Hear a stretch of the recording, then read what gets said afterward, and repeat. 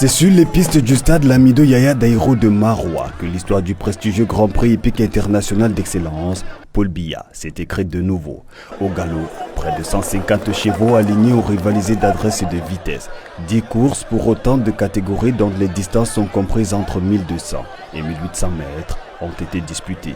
Pour donner le coup d'envoi de cette compétition qui clôture les activités de la saison sportive à la Fédération camerounaise des sports équestres, dont les rênes sont tenues par le docteur honorable Kamsoulou Abakabir, le ministre des Sports et de l'Éducation physique, le professeur Narcisse Mouele Kombi, porteur du message du chef de l'État pour la promotion et le développement de toutes les disciplines sportives. Le très haut parrainage du président de la République marque l'intérêt qu'il accorde au développement des sports équestres, dont nous savons bien l'importance dans les régions septentrionales de notre pays.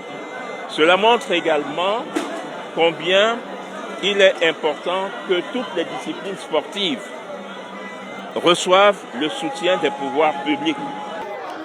Les participants, des géants des chevaux d'Afrique centrale et de l'Ouest, venus de 7 autres pays amis et voisins, se sont joints au Cameroun.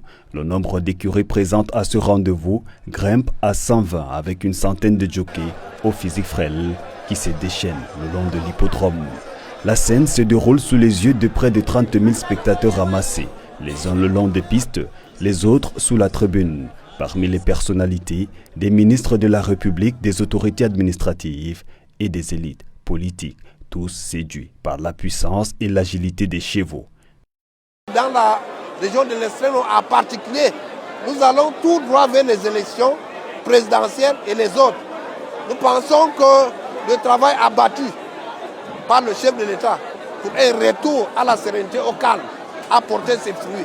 Aujourd'hui, nous sommes sûrs de ce que nous allons vers les élections dans une région assainie où le calme est revenu. À l'élite équestre du Cameroun et d'ailleurs, d'autres invités de marque des têtes couronnées, partis de l'Amida de Garoua, Touroua, Demsa, les sultans de Kousséri et de N'Djamena et plusieurs autres chefs traditionnels venus du Nigeria, à l'image de celui de Yola, ont également été témoins des autres séquences fortes de cette édition du Grand Prix international d'excellence Paul Biya. Une compétition qui, de l'avis du président de la Fédération camerounaise des sports équestres, va bien au-delà du cadre sportif. C'est dire que cette première édition pour nous est une très belle expérience et la barre a été mise tellement haut que nous ne sommes pas sûrs de la rattraper. Nous allons faire de notre mieux et chaque année, désormais, il y aura une édition dédiée au chef de l'État sur l'Islam qui deviendra une tradition désormais.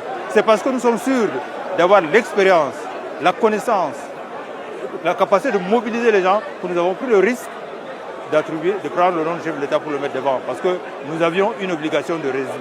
À la parade des délégations participantes, Togo, Burkina Faso, Niger, Nigeria et Tchad se sont ajoutés l'exhibition de la cavalerie et la fantasia royale, un autre grand moment de cet événement pour compléter le tableau culturel du spectacle. Avec 6 médailles d'or, le Cameroun surclasse ses concurrents au classement final, suivi du Tchad et du Nigeria. Pendant 2 jours, du 13 au 14 juin, autour des chevaux, le Cameroun, à travers Maroua, a exposé son patrimoine dans les rues, comme au stade, sous le haut patronage du président de la République, Paul Biya, jamais loin des grands rendez-vous.